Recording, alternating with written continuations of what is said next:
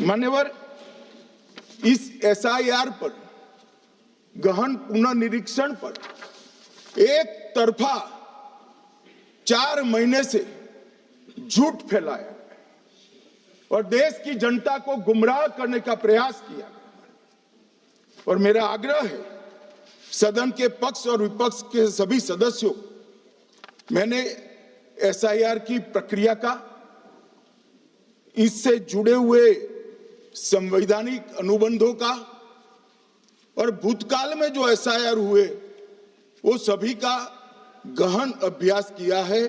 मैं आज आपके माध्यम से इस सदन को और सदन के माध्यम से पूरे देश की जनता को जो झूठ विशेषकर कांग्रेस पार्टी द्वारा फैलाया गया है वो झूठ का मेरे तर्कों के हिसाब से जवाब देना चाहता हूं।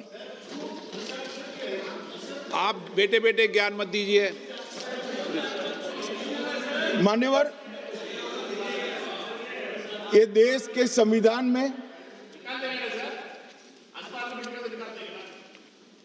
मान्यवर, ये देश के संविधान से, संविधान के अनुच्छेद 2 से चुनाव आयोग की रचना हुई। एक प्रकार से चुनाव आयोग एक संवैधानिक संस्था है।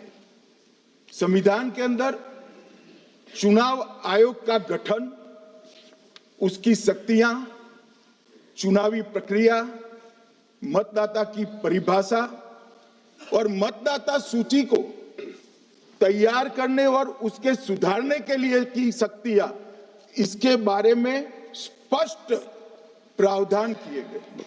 और मान्यवर, बड़ी विनम्रता से मैं बताना चाहता हूं कि प्रावधान जब किए गए तब हमारी पार्टी बनी ही नहीं थी। हमारी पार्टी के अलावे जो लोग हैं, इन लोगों ने संविधान सभा में चर्चा कर संविधान को बनाया था। इसलिए ये पूरी चुनाव की प्रक्रिया जो संविधान के अंदर व्याख्यायित की गई है और आज जो हो रहा है, ये दोनों के बीच में क्या अंतर है और आरोप क्या है, इसको मैं जवाब देना चाहता हूं। माननीय, फ्री एंड फेयर चुनाव कराने का हमारा संविधान ने जिम्मेदारी चुनाव आयोग की तय की। मतदाता सूची बनाने की और मतदाता सूची में सुधार करने की जिम्मेदारी भी चुनाव आयोग को दी। अनुच्छेद, संविधान के भाग 15 में अनुच्छेद 324, इसमें चुनाव आयोग का गठन, चुनाव आयुक्त की नियुक्ति, लोकसभा, राज्यसभा, विधानसभा, उपराष्ट्रपति और राष्ट्रपति, ये सभी चुनाव का संपूर्ण नियंत्रण संविधान ने चुनाव आयुक्त को दिया है। और चुनाव आयुक्त एक से ज्यादा हो तो इलेक्शन कमिश्नर को दिया है। अब 325 जो अनुच्छेद है वो किसी भी पात्र मतदाता को मतदाता सूची से बाहर नहीं रखा जाता, इसका प्रावधान करता है। मगर 326 एक गहन पुनर्निरीक्षण के लिए, एसआईआर के लिए बहुत महत्वपूर्ण है।